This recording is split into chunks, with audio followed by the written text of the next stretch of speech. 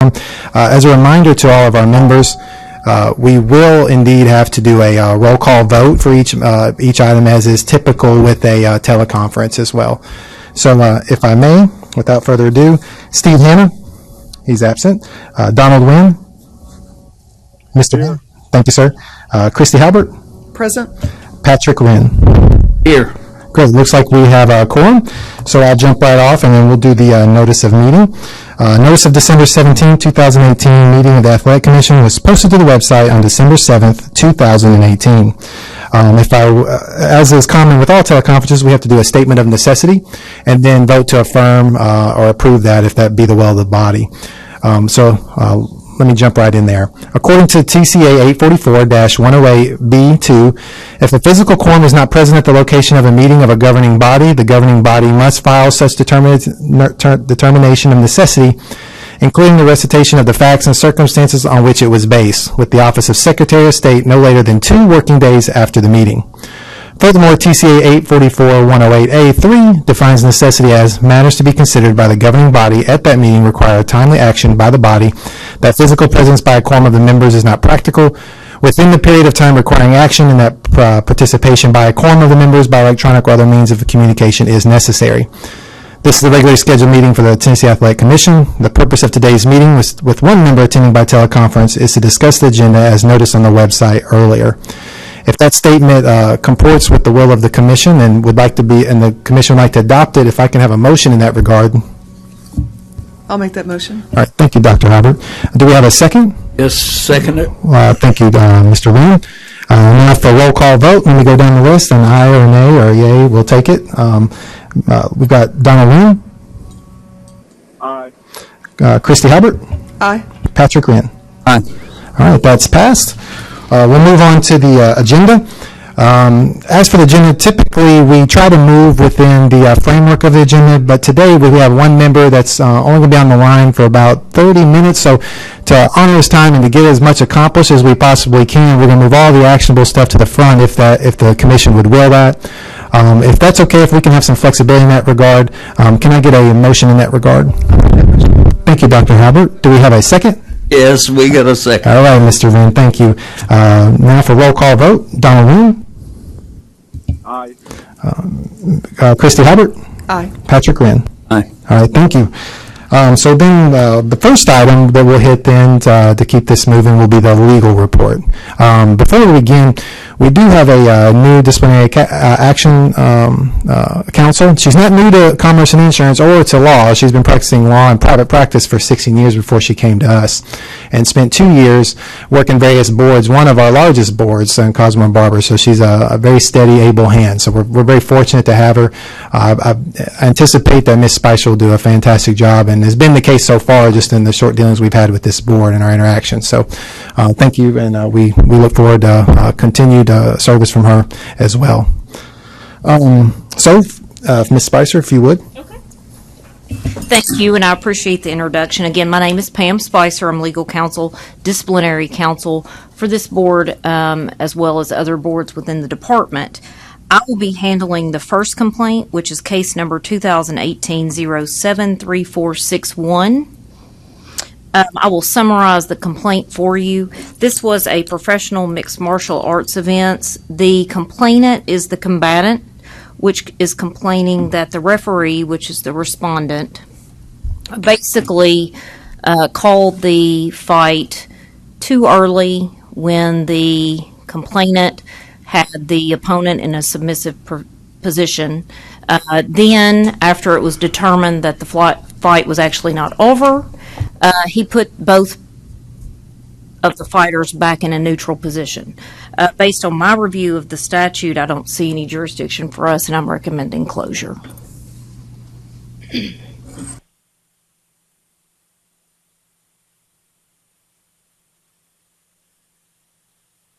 course, any comments are welcome as well. So far as the commission is concerned, I would follow your recommendation for closure for sure. I think that it would do us in good stead to have a letter at least in this referee's file, because from what I understand, the combatant had the other guy in a tap-out position. And then after they restarted, which was wrong in the first place, his opponent ended up winning, which cost this fellow a fight on his record. Probably cost, if it was a professional event, certainly cost him money. So something in there should be done to give us some kind of a reprimand, if at all possible. But other than that, I wouldn't think there's anything else we should do. And I'll be happy to draft what we would refer to as a letter of instruction that would sort of instruct the referee. I think the issue was even the timekeeper basically called the fight, but unfortunately the fight wasn't over, but everyone seemed to think the fight was over. So then when it was determined the fight wasn't over, of course, like you said, the referee put them back in the neutral position instead of the submissive position. But of course, based on our statute and rules, as far as this commission, I don't know what we could do, but I'm happy to draft what I think would be probably a letter of instruction to the referee, just sort of outlining that while we're taking no action. A general open letter to the referees in general that we oversee to make sure that they don't duplicate this mistake, because it matters to these guys big time. And I don't know that we could do a letter to all of the referees because we don't have a complaint, at least in legal. We don't have a complaint, but I can definitely do a letter to this particular referee. Thank you. Thank you.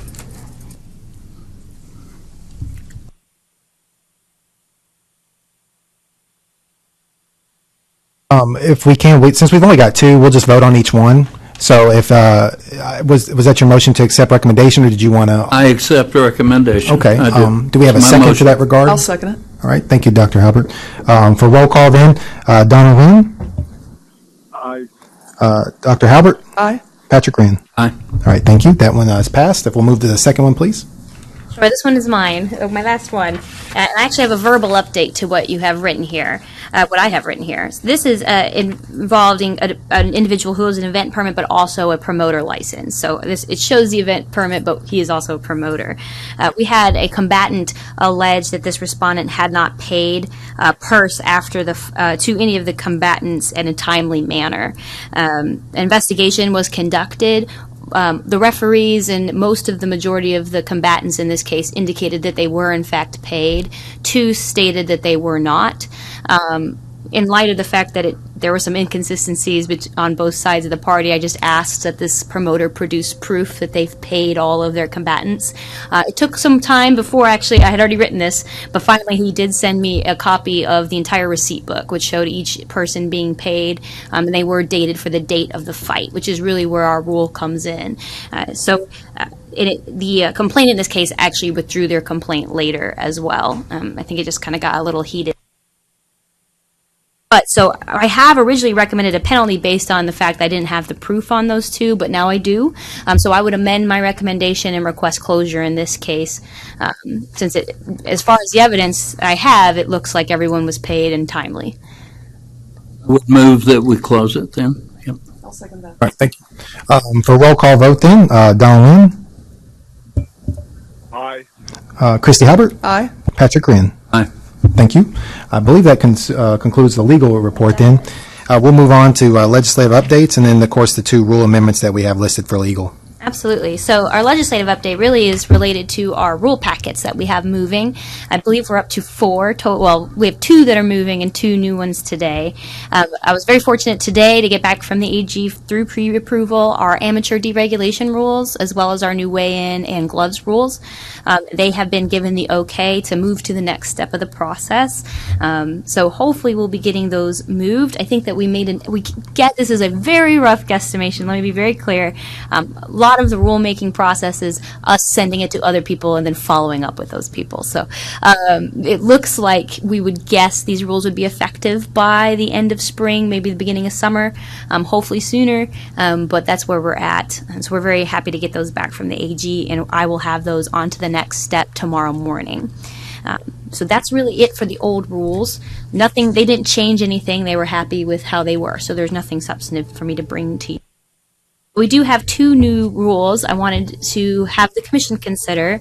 I think we can start with the vinyl mat amendment. That's one I think that we've seen before, and we've made a little tweaking to. This rule would amend the second section of 014503.02, which is our ring rules, and it specifically amends the requirement for what sort of covering can be used on the ring platform. Previously, it was vinyl or other plastic cannot be permitted at all, which we ran into some complications with hybrid mixes. So this amendment reflects, I believe, I heard a little bit before, it would reflect some of the other jurisdictions. I think Nevada specifically, we heard, is almost identical to this. So this would give a little more discretion to our on-the-ground inspectors to make determinations based on safety, which is really the intent of the. That way we don't have fights held up just based on material differences that we don't think actually would result in physical challenges for the combatants. So if you all have any, this one is ready to vote on. If we like it, feel free to have any discussion, or if there's any amendments you'd like to make. But otherwise, I go through it's a little arduous reading the rule to you all, and then you can vote. But please feel free to have a discussion beforehand and let me know if you're ready for that step.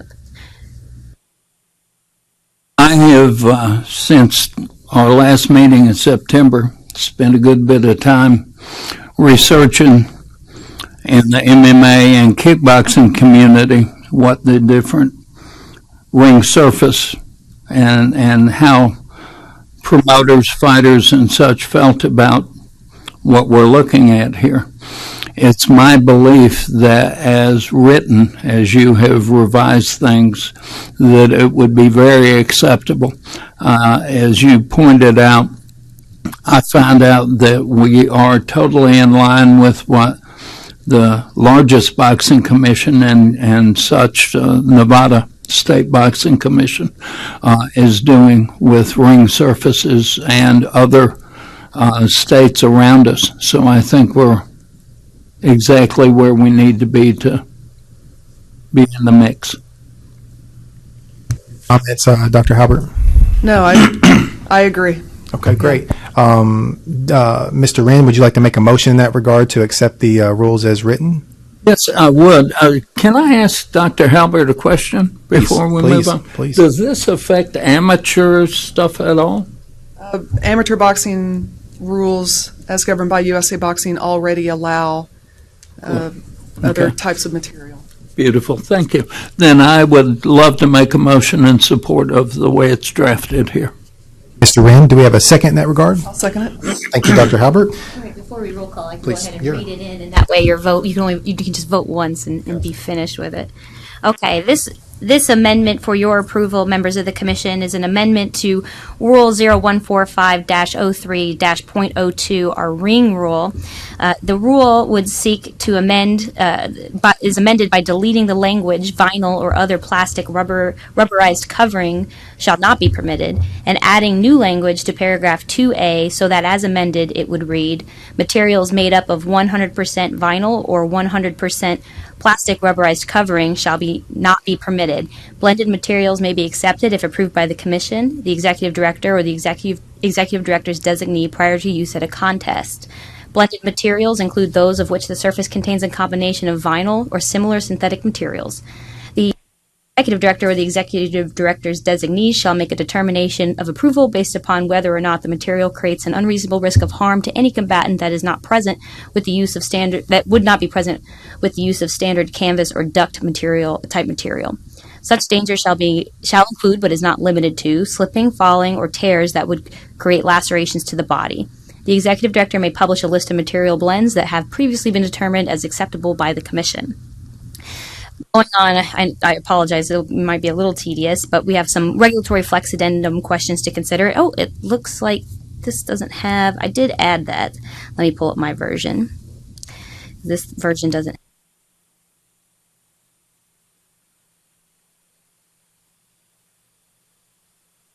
I'm sorry, members of the commission, for some reason my the first question there is blank, but I did fill that out, so I'll pull up my version here.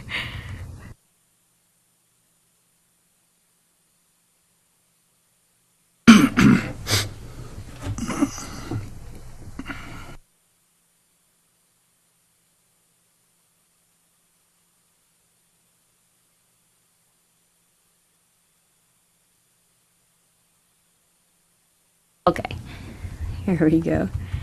Okay, the first question. Oh, I don't have it. I'm just going to. We will create one together. It'll be fine. Types of small businesses and identification and estimate of the number of small businesses subject to the proposed rule that would bear the cost of or directly benefit from the proposed rule. I don't know. It must have not saved properly. I apologize. A lot of these are not filled out. Let me see if it's in this one.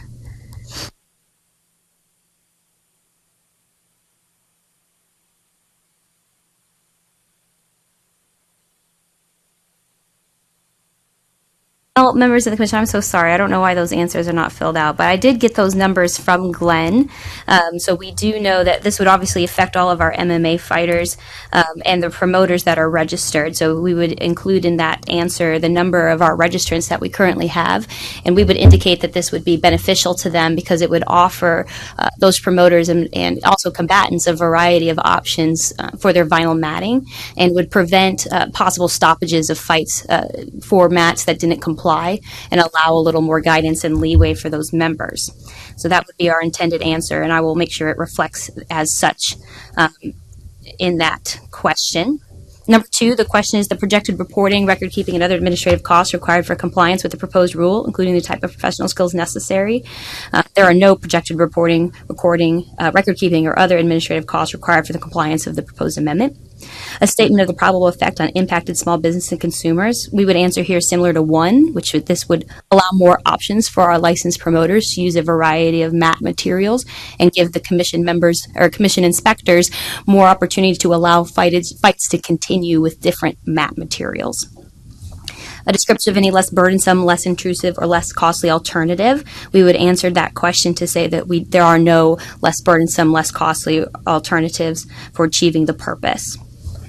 Number 5, a comparison of the proposed rule with any federal or state counterparts. This should read that this would be in line with. This is not boxing. There's no known state or federal counterparts would be the answer. Analysis of the effect of the possible exemption of small businesses from all or any part of the requirements. We would answer that exemption from these rules would not be expected to be beneficial for any small businesses because adoption of these rules should have a net positive benefit for all of our licensees in the state. For impact on local government, we don't predict any impact on local government. And for our final, for the Joint Operations Committee, when the House and Senate look at these rules, a brief summary of the rule and description of all relevant changes. As we've discussed, this is broadening what mats would be allowed in order to allow commission inspectors to make safety determinations on the ground and not be too restrictive on promoters. Citation and brief description of federal law, regulation, or state mandating this. There is no federal or state law or regulation mandating these rules. Identifications of persons, organizations, corporations, or governmental entities most directly affected by this rule. This would most directly affect amateur organizations and non-profit organizations. These are left over. So what it should read, and what we will change it to read, is that these rules will most likely affect MMA boxing organizations, promoters, and licensees, and that we anticipate that they would support the adoption of this rule. Identification of any opinions of the Attorney General or reporter that would relate to this. We have no known opinions from the AG or any ruling that we believe would necessitate the promulgation of these rules. An estimate of the probable increase or decrease in state, local government revenues, etc. We would believe that we cannot determine any probable increase or decrease in governmental revenues or expenditures based on these changes. And these next boxes will be modified to have my name and Tony's name instead of our former attorney, Elizabeth. And that would complete the rule package. further questions on those, typically the regulatory flexibility addendum and the impact statement is just something required for those committees once they go up and down the chain. So that's what that is. It's more of the policy impact piece. But the content we've established, we like the content. But as far as that goes, that's pretty much standard boilerplate template stuff. We just have to answer those questions. So those are things that they want to know. Obviously, they don't want someone to be adversely impacted by the rules that we make. So that was just briefly what she did a great job covering all that. Thank you so much, Sarah, for doing that off on the cuff as well. So we appreciate that on a couple of those. Unless there's any other questions, if we can maintain our original motion, Mr. Wren, that's your motion as you originally intended? Certainly Okay. is, yes. All right, and then Dr. Halbert. All right, for roll call, please. Donald Wren, Aye. Christy Halbert, Aye. Patrick Wren. Aye. All right, and then we'll give you, as soon as we have it, we'll since these have been approved, we'll send them on up and down the chain, and then if we get any feedback from Attorney General's office or various partners, we'll let you know. All right, if we can, we'll move on to the second one. This was originally, Dr. Halbert, you brought this up, some of these, some changes that you would like to at least discuss and kind of address, and our attorneys, I believe, has done a pretty good job about incorporating those in a way with our statute and our rules here that comports with the statute, but also I think kind of blends the reading and makes that flow. So obviously there's adjustments that are always can be made and appropriately as the commission deems fit. So do you have any questions on those, what you've read so far, or any comments or any edits that you'd like to see or anything in that regard? I don't see anything I'd like to change. I think it's pretty straightforward. So thank you for your work. Do you have any comments or? No comment at all. I'm fine with it. Okay. If someone would like to, we'll go ahead and do our reading into the record then, please. Absolutely. So these rules are amendment of 0145-02-.06 for protective equipment, as well as 0145-02-.19 for female boxing. These rules, the amendment to .06 would amend the language by renumbering Section 2 as Section 3 and adding a new Section 2 so that the new Section 2 will read, female boxers may wear a breast protector, and our Section 2 will become Section 3. So it inserts that language there. On Section .19, which looks like I have an extra zero I need to delete, I will do that before sending them. Shall be redesignated as contestants of opposite sexes when it originally was titled female boxing. And it is amended by deleting Section 2 in its entirety. So the only thing in that section will be bouts between contestants of opposite sexes are prohibited. All of that language that follows will be deleted. And that is because, to be in line with ABC rules related to female boxing. And then we also changed the optional breast protector into the section that is more appropriate under protective equipment, rather than having a separate designated section. For our fun committee questions, these ones are here, so that's great. Number one, the types of small businesses and identification of the numbers of small business that would be subjected. The Tennessee Athletic Commission has 226 licensed combatants, 103 ring officials, 430 seconds, and 11 promoters and managers. Any of these licensees that either work with or is themselves a female boxer will benefit by being given the opportunity to choose whether they wish to purchase and utilize breast protectors. Additionally, all will benefit from the cohesive application of rules between the state of Tennessee and the Association of Boxing Commissions and Combative Sports. Number two, the projected reporting, record keeping, and administrative costs. We have no projected costs. 3, a statement of the probable effect on small businesses and consumers. Individual boxers and associated promoters will likely save money based on the lack of necessity of purchasing breast protectors if they choose, and instead make it a choice based on the individual boxer's preference. 4, a description of any less burdensome, less intrusive, less costly alternative. There are none that we have identified. A comparison of the proposed rules to any state or federal counterparts. With the amendment, these amendments better align the Tennessee rules with the ABC Unified Rules of Boxing, since the ABC regulatory guidelines and rules indicate that breast protectors should be optional to female boxers. The ABC regulatory guidelines and rules indicate female boxing gloves shall be the same as those used by males and heavier if agreed upon. Therefore, a separate Tennessee rule for female boxers regarding gloves is not required, as inconsistent with the ABC guidelines. 6, analysis of the effect of the possible exemption of small businesses.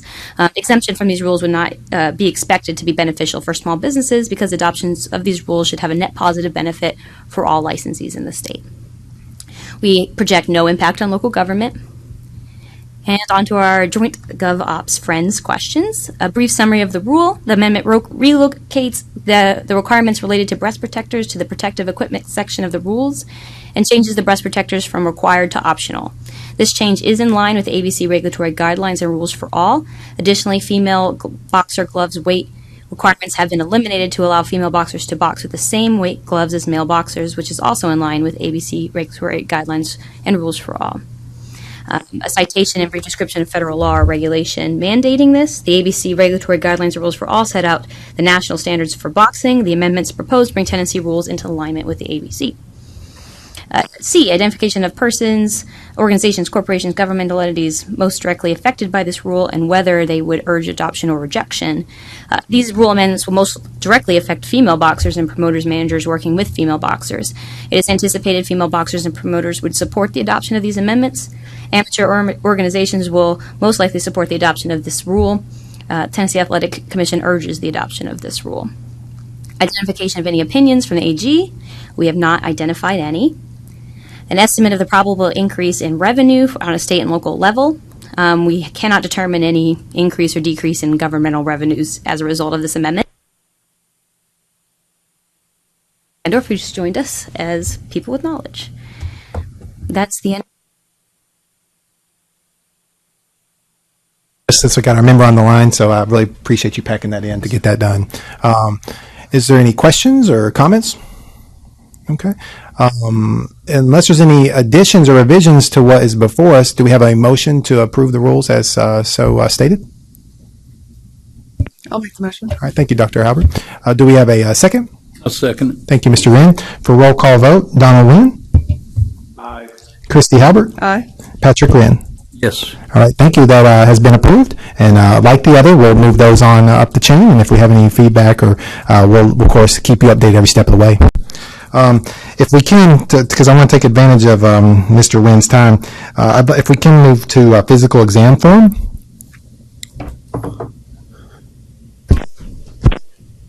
The physical exam form, the short of the long is this. Right now, according to our form, you'll see that first page, a licensed medical doctor is all that's permitted to conduct the combatant physical exam. We've had a lot of folks that have requested nurse practitioners, as you know, not just in this industry, but other industries across the board. Nurse practitioners are able and oftentimes do the physical exams in most doctors' offices, and they're obviously supervised by a medical doctor. It seemed reasonable to allow a nurse practitioner as well as a medical doctor conduct a physical exam for these combatants. Is there any discussion or comments or from the commission in that regard? Okay. If it be the will of the commission, if somebody would make a motion to allow a nurse practitioner to do that exam, then our forms will reflect that. Move to make a nurse practitioner available. Thank you, sir. And do we have a second? Thank you, Dr. Halbert. For roll call vote, Don Lynn? Aye. Christy Halbert? Aye. Patrick Lynn? Aye. Great. Okay. We'll move to our next actionable item. And these are some very basic things like September minutes. And I think that actually may be our last actionable item. And then this is informational item. So if we can, let's go to September minutes. I trust that you had an opportunity to look at that and to read those. And if that comports to what you believe occurred or, at the last meeting, either in attendance by direct witness or from listening to the record and to the video, then we'd have to move to adopt those, and then we'll post those immediately as well. So, of course, there's any edits that you would like to see reflected in there. Move to adopt them. We have a motion from Mr. Wynn to adopt the September minutes. Do we have a second? I'll second it. Great, thank you. All right, for roll call vote, Donald Wynn? Aye. Christy Halbert? Aye. Patrick Wynn? Aye. Thank you. That is passed. Mr. Ween, it looks like we've done all the actionable items. You're of course welcome to stay on as long as you'd like, but the rest of the meeting will be for informational purposes and discussion. Well, thank you guys so much for being flexible and moving the agenda up a little bit. And I'm going to have to drop because I got another call. But happy holidays and thank you guys. Thank you, Mr. Wynn. We appreciate your participation. All right. So the rest of our meeting will be for informational purposes only. We did plow right through that and got a lot done. I thank you for your attention and then locking in on that as we move to those items. All right. So since we're past September minutes, we'll just pick up the things, some of the stragglers that we left along the way to close out our agenda. We'll move to the budget report.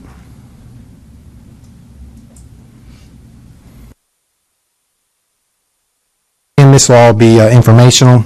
I'll try to not bore you, but make sure I hit all the high points. And of course, I welcome any of your questions along the way as well.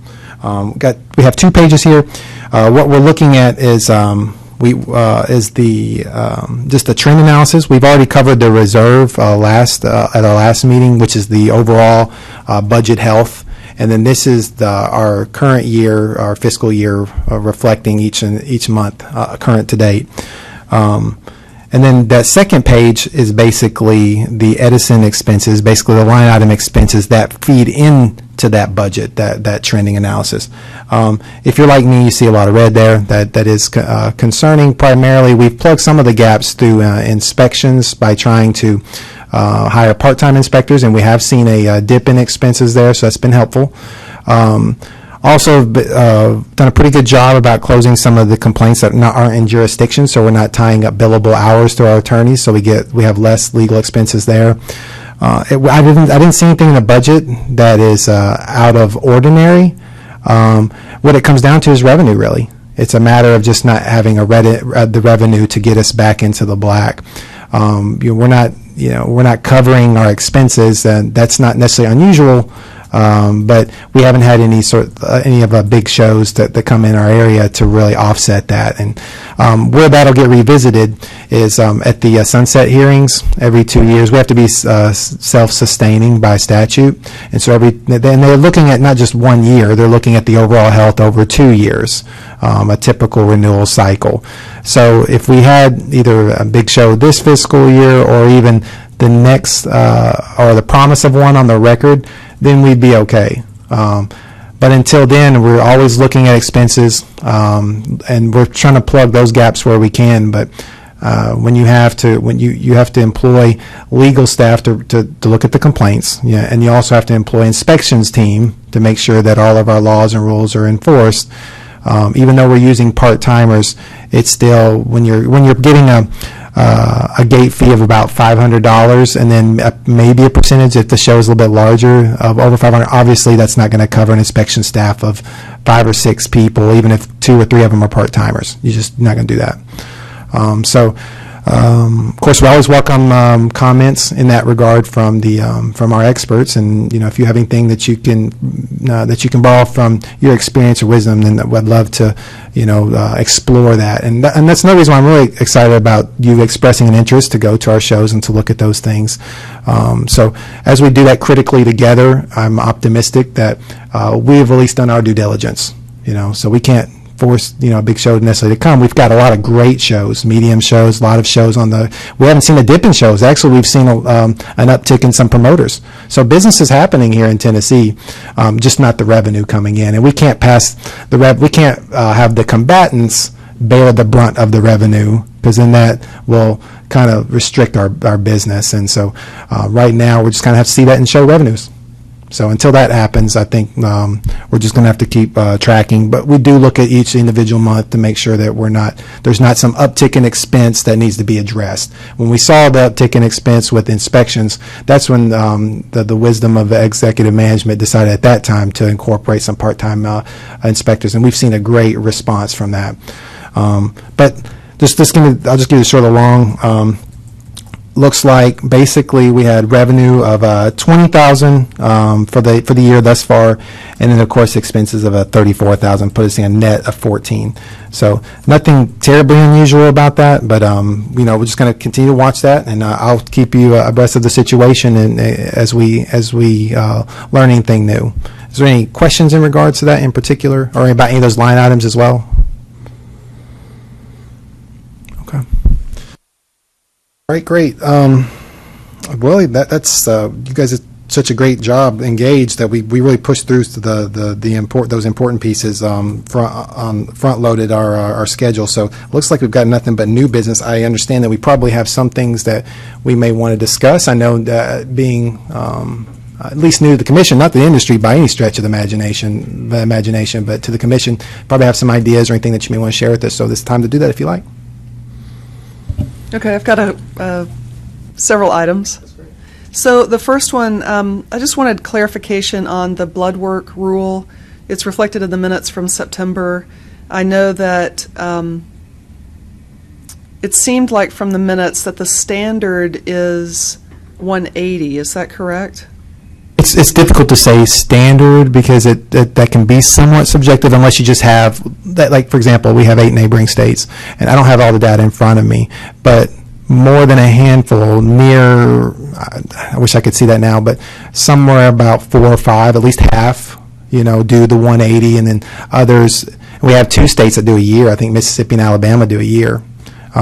So we're looking at, I think there was only one other state for additional blood testing that was with us on 90. And that's why we were looking at. So in that, if you were to use that data and that information, then you could very well say that was the standard. But we haven't looked really beyond our region. We just really in this immediate area, because those are the folks that are fighting in Tennessee are traveling across those bordering states typically. So is Tennessee at 90 now? That's for additional blood testing. Everybody gets tested within 30 days for initial licensure. So everyone, if they've got a license, they got tested within 30 days of receiving that license. But our rule or statute rather allows or says it shall be subject to additional blood testing, which means before let's say their last fight, if they were outside that 90-day framework since their last fight, then we, by policy, have just been requiring them to go ahead and do the 90. Or have it within that 90. Has there been any pushback on that so far? From the industry? No. Actually, I would say the opposite. There's we've got a couple. I've got one promoter in mind now that would like to do more, but the majority of promoters that I've at least spoken to, now it's a handful of folks. So when I say majority, we're not talking like 10 or 20. I think there's maybe like 10 promoters now. I don't, somewhere around there. 7 when I first started, and now we're looking at maybe 10 or 11, 12. So we're up there now. But so I've only talked to a few guys, and one of them would like to do more, but nothing's prohibiting from doing more. As a business decision, if he wants to do that, he would be permitted to do that. No one would stop him. We're just saying that as a commission, we're not going to mandate that. Okay, I was also would like clarification on the corners and seconds licensing. Is that rule changing in January to require seconds to be licensed a minimum of 7 days prior to a fight? It's always been the rule, but it's one of those situations. Always been the rule. The rule states that the promoter's contest sheet should be submitted 7 days out from the event. Now, a part of that contest sheet are the seconds. So that contest sheet, but the onus is on the promoter. It's their contest sheet. However, when we put the seconds on the contest sheet, that's the bridge to the seconds. But it's really, we would put since the onus is on the promoter, and since the rule is directed to the promoter, it would be the promoter for which we would address. That's why in the past we've made allowances for seconds prior to. So in practice, it would appear to be a change, because it's only been the seconds that we have made allowances for the day of the event. They don't have that. We don't require a physical. We don't require an eye exam. Those are things that you definitely want 7 days out for obvious reasons. You know, you run into a problem. You don't. Somebody's your main. On your card, they're your main bout. You don't want to lose that bout because they didn't have all the proper forms filed. And plus, we don't want our inspectors under the gun. They need to be inspecting and not doing licensing at that point. They need to be focused on the event itself at that point. We need to shift beyond licensing, not looking at forms and those type of things. So that's why I think as a courtesy, we've allowed seconds because they're not the brunt of licensing, and they're not as I guess they're not the focal part of the event. Like, we can still have the event without a second. You know, you can't have one without a referee. You know, those type of things. And so we've really focused on them 7 days out. But based on that rule, we could also bring in the seconds. And we're moving to go in that direction because of the inspections team. You know, whereas before we've made, as a courtesy, made some allowances the day of the fight, we're moving to get away from that and to really hold them to the rule as it was initially intended. And for that, and really, it's not difficult. If you saw a second application, you're basically a headshot, driver's license, and personal information, $75. You know, there's no reason why anybody couldn't do that in 7 days out. Do we allow the card to change within that 7 days? Like if a fight falls through or an opponent falls through, does the promoter have the ability to then substitute? They do. By rule, there is some discretion that's permitted to administration, and so, but those need to be emergency type circumstances or situations beyond their control. Because if we don't have a complete card, the reason that rule was done is because we got to close out that card. If we don't have a complete card, we don't know how many people to staff for that event. You know, and so oftentimes that's important because I think by Monday or Tuesday, staffing is already lined up based on the card. And if we don't have a complete card by Monday or Tuesday, we don't know if we're going to need an extra guy or gal, or young lady or man to go there and to take care of that for us. And then that's extra expense if we can't. Or we may have 10 bouts, and so we have a full large staff on one event, and then last minute. They tell us they've only got 5 fights. Well, we just staffed that event. Now, we can't give somebody else over here our full attention. The reason I ask is that I know that sometimes seconds will change up to and including the day of the fight. So would a promoter have the ability currently to allow to go ahead and get online, because I'm assuming the promoter would be doing that right.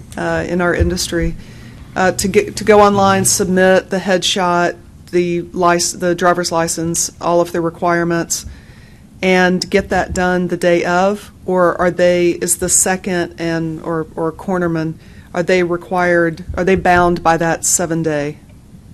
They're not bound. We can allow a courtesy. What we're trying to get away from is the practice, because a lot of times when they hear courtesy or you can, then what they hear is I'll license the day of the event. And then we've had some promoters are great, and they'll have most of the folks licensed, and then one or a couple stragglers in the seconds, no problem. We can handle that, As long as it's done online. Yes, ma'am. Okay. The problem has been I can think of one incident in particular, a recent event, where none of the seconds were done, and we had our inspectors were sitting at the table ready to inspect, and now they've got 20 folks lining up, and of course they don't have the right equipment. They're not sure what they need. Some of them don't have driver's license. Well, I think the important thing is that we're working with the promoter, and because the promoter's not necessarily choosing to do this. Sure. They're often put in a bind themselves. So happy to hear that we can make courtesy allowances here and there. And I'm glad to hear your comments on that too, because that helps frame our response as well. Obviously we want to be as flexible as we can, but that's a tender balance, and I think everyone appreciates and understands that too. Somewhere between the occasional occurrence, the courtesy here and there, no problem. But It's the table with 20 folks lining up for it to be seconds with none of the stuff that they need, and the event now is going to start within an hour, and there's still other stuff that needs to be. That's the problem. Another item I wanted to bring up for discussion is the taping for hand wraps, and specifically, I believe our rule specifies that you have to use 1-inch tape. Is that still correct?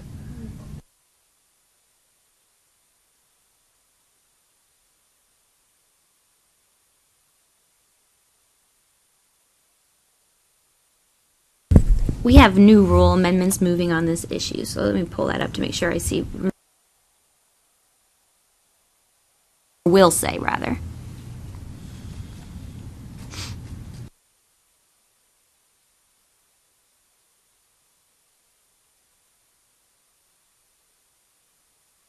Well, as we intend to have it amended, states that it can be has not more than 1 1/4 inch in for the surgeon's tape, and then looks to be the only restriction related to. And then it says, I'll just read it. Each of a combatant's hands may be wrapped with soft gauze bandages not more than 2 inches in width and 15 yards in length, held in place by not more than 10 feet of surgeon's tape, not more than 1 1/4 inch in width. Do you know the rationalization for 1 1/4 inch as opposed to 1 inch? I believe we pulled that from the ABC rules, but I can pull them up to make sure. This was an attempt to mirror the ABC regulatory guideline rules. They had those new unified rules to come out, and Okay. as a result of that, because of the Muhammad Ali Boxing Act, we try to stay as in step with ABC. I think that's what was the motivator, the impetus for this set of rules.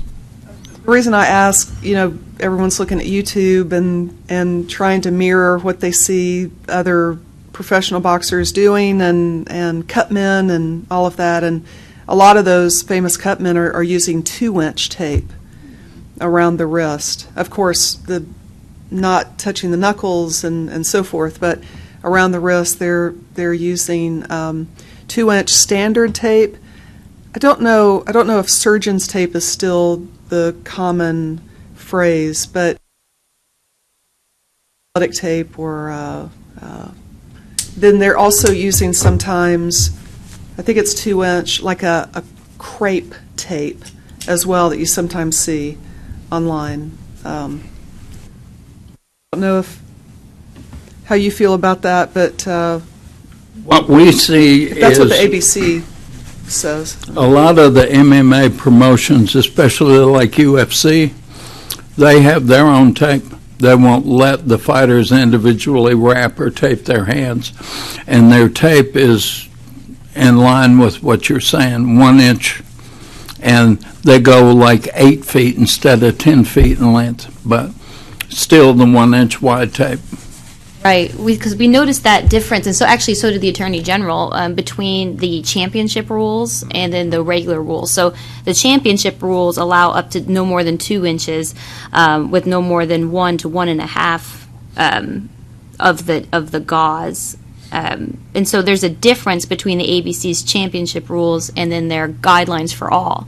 And so that the AG actually caught that same thing and said, why this range when we found this? Well, they had found the championship rules, and we were looking at the guidelines for all combatants. So there is a discrepancy there, which is interesting. So we chose to go with the one that was applicable outside of the championship rounds. A lot of our rules don't match the championship rules, but you're right. We noticed that as well on our side. So, And I think that brings me to my final point for discussion, and that is, I believe we have currently, and I'd like clarification on this, a provision that allows the Commission to adopt rules of a sanctioning body to attract large fights, and I'm not sure if that has to be a championship fight or not, but I'm just thinking, the IBF or the WBC, and I was thinking specifically about the standing 8 rule, but hand wraps bandages would also apply. Can you give some clarification on that? On the standing 8 count, is that what you're talking about first, or? Well, specifically, I guess first, that we do have a provision that allows the commission to adapt the rules of a sanctioning body for a specific proposed fight. I'm thinking ahead to, we were just talking about budget, and to lure promoters into putting on bigger fights, or maybe some of our homegrown talent that has moved elsewhere to maybe come back and have a fight, in Tennessee.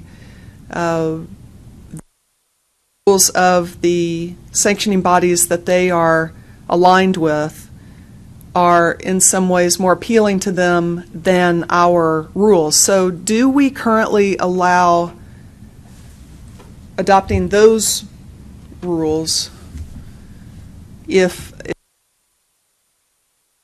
tested? Yes, please.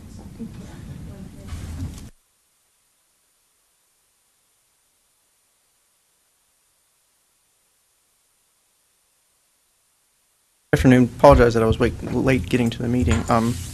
Introduce myself. I'm Tony Glandorf. I'm the Chief Counsel, one of the Chief Counsels for the Regulatory Boards Division. So all of the attorneys and paralegals that assist with your program are reporting to my team.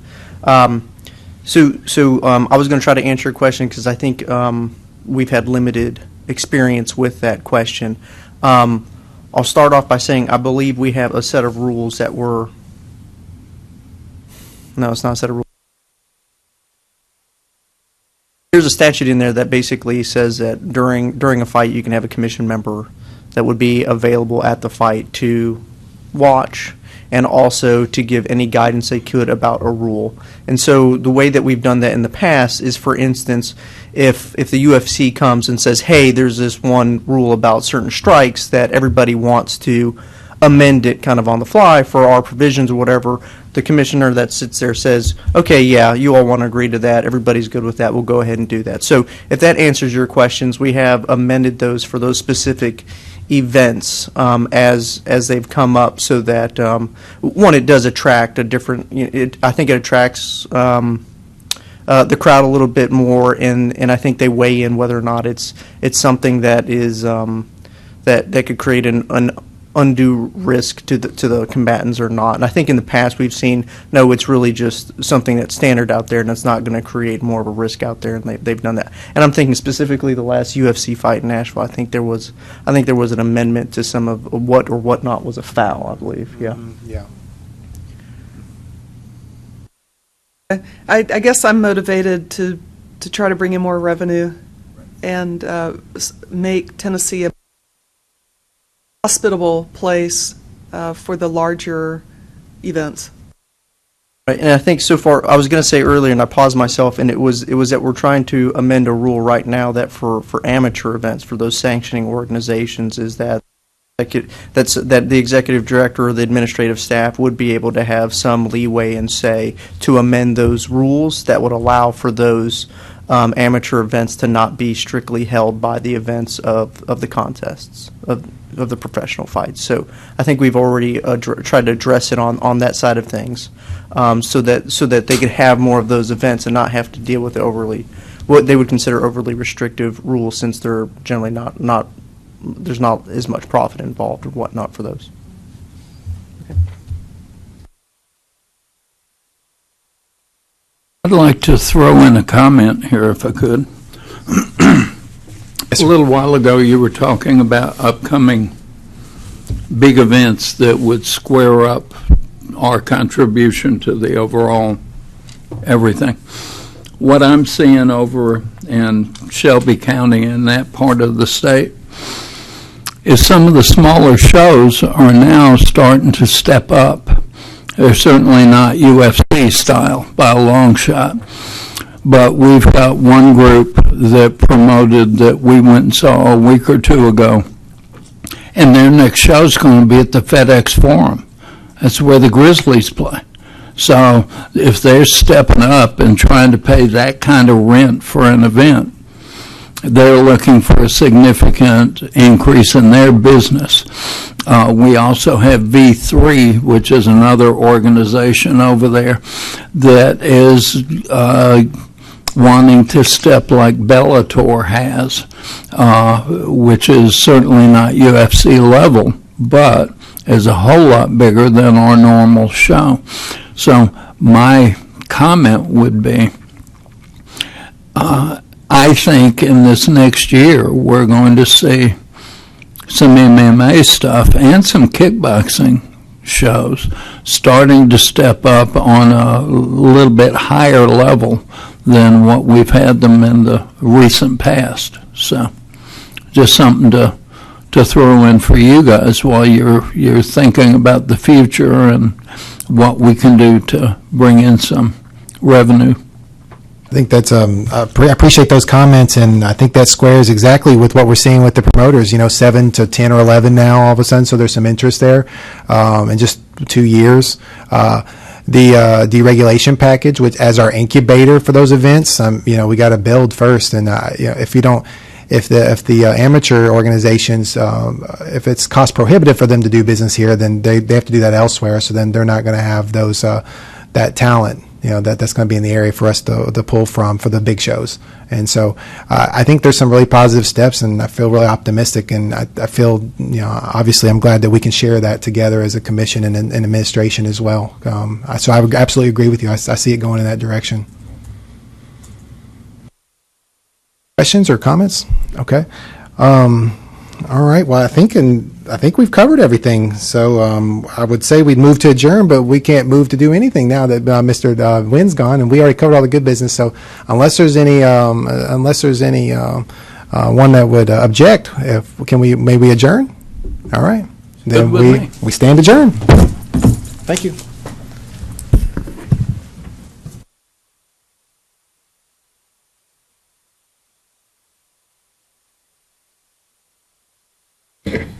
You too. Good seeing you again, and I hope you have Voicemails.